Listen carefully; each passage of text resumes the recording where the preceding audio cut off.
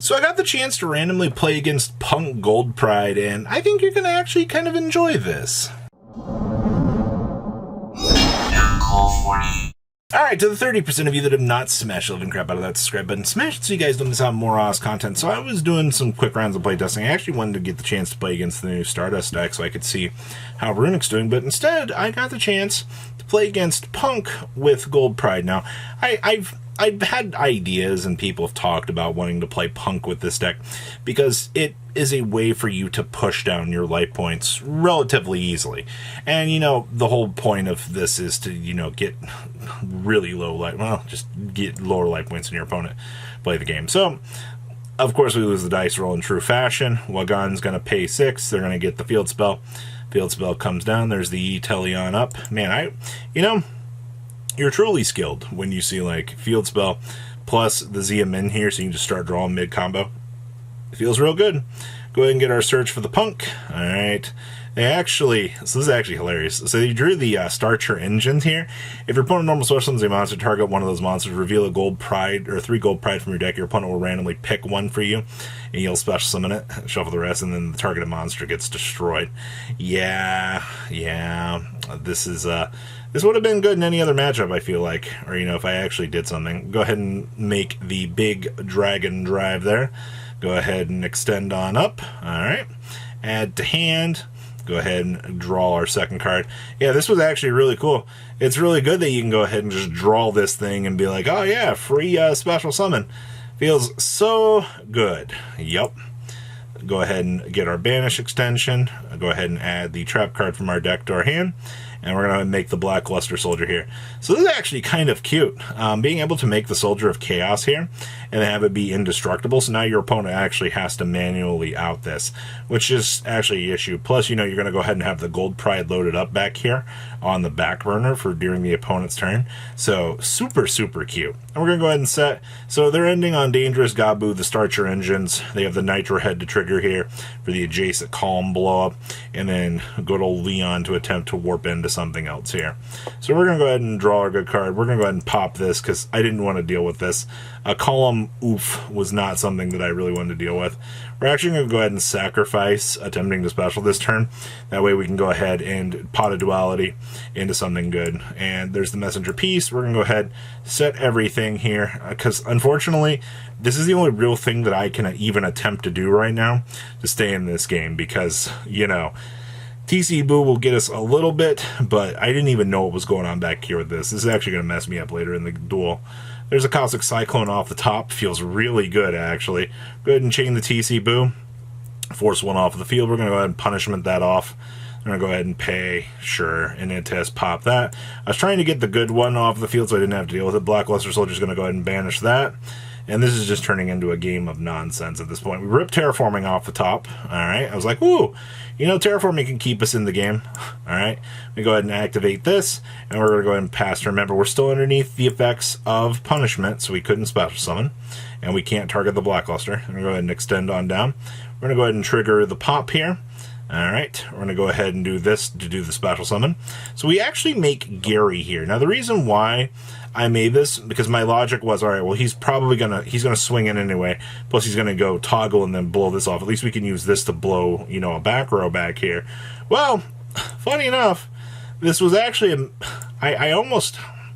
See, I knew that this was the monster negate anyway, so I don't think in hindsight that it really mattered all that much because he would have just negated anyway, but like the logic was we could try to, you know, pop this and do anything. But, you know, the ogre now shows up here and I'm like, oh, well, you know, now I just kind of lose the game. Now let's go ahead, this triggers, we're going to go ahead and pop the Gabu, which we did what we set out to do.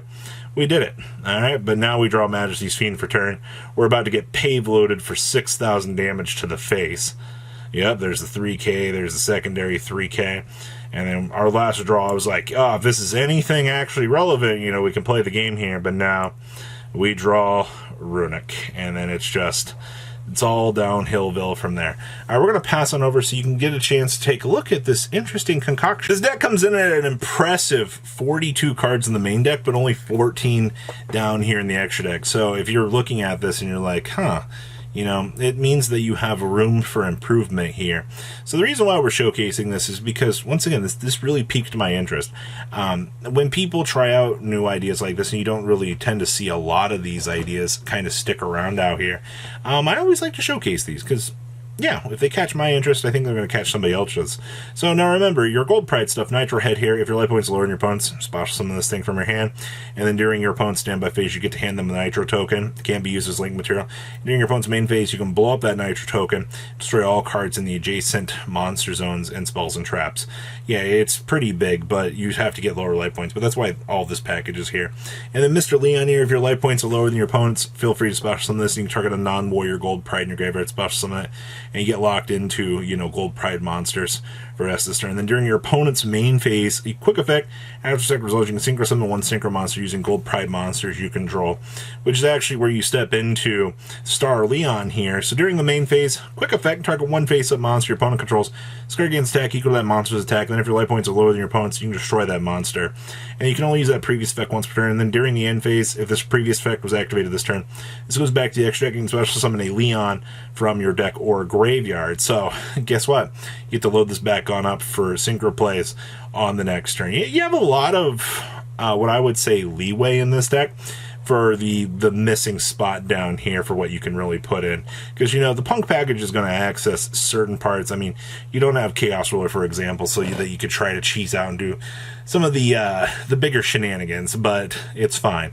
You can patch those holes where you can. So we have triple copies of Ogre Dance. We have triple copies of the Foxy Tune. We have 2 copies of Nitro Head with 2 copies of Deer Note. We have triple copies of Leon with 1 copy of the Sharu Katsai. Triple copies of Captain Carey, perfectly understandable, because you want to, as much as I want to play like triple Nitro Head, just so you can get the maximum value on this, I don't think it's worth it to play all of the dead bricks, per se. So that's something, like, really to understand. It's like, yeah, Captain Carey is a very good card in combination with these, but you gotta be very careful with the results. Now, we have 1 copy of Wagon with the 1 Madam Spider, and triple copies of Xiamin. And then we got triple copies of Ash Blossom, and 1 copy of good old Ghost Ogre. Man, I love 1-ups. We're playing 1 Talents versus 3 Thrusting. That's very interesting. We have 2 Cosmic with your triple Emergency Teleport, your 1 Jam Extreme Session, 1 Field Spell's pretty normal. Then we have the triple Imperm, your 1 Dangerous Gabu, and your 2 copies of Starcher Engine. Down in the extra deck, you have the 1 copy of Asa, your 1 Nitro Blaster, your 1 Unicorn with your 1 Blackluster Soldier, your 2 copies of Star Leon. Now we're playing the 1 copy of the Menacing Mantis. So if this card is synchro summon, you can send 1 plant or insect monster from your deck to the graveyard up to the number of non-tuners for the synchro summon. If you control the synchro summon card in special or in place or target an insect or plant monster in your graveyard, trade as a tuner. I feel like this is just filler for this deck. You have better level 8s.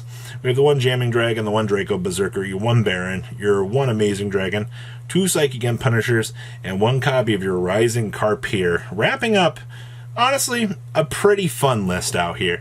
I do think that you should give this a shot. If you've seen better deck lists out here, I just wanted to showcase this as like a generalized intro. And to answer the question of, Robbie, why are you always playing Runic out here? Look, I'm just trying to play test. All right, I'm trying to get ratios settled in here for the new format. I'm not necessarily too set on things yet. And it also definitely is very, very curious to see some of the other fun decks that people come up with. And I'm pretty sure, if I had to guess, we're probably going to end up seeing some sort of Stardust deck on this channel eventually.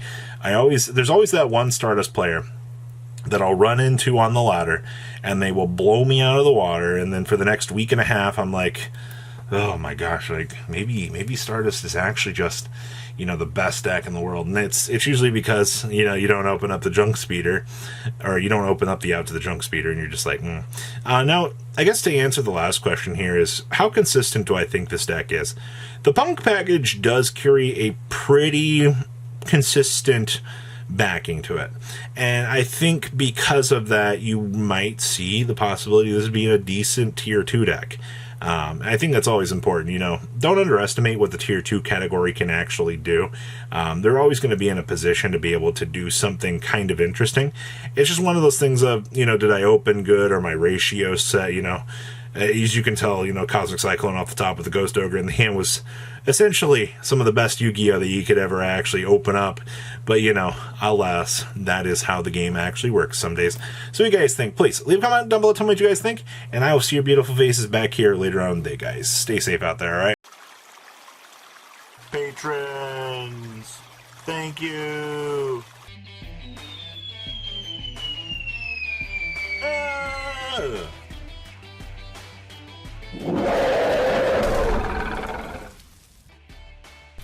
Thank you so much for watching. Check out these other videos.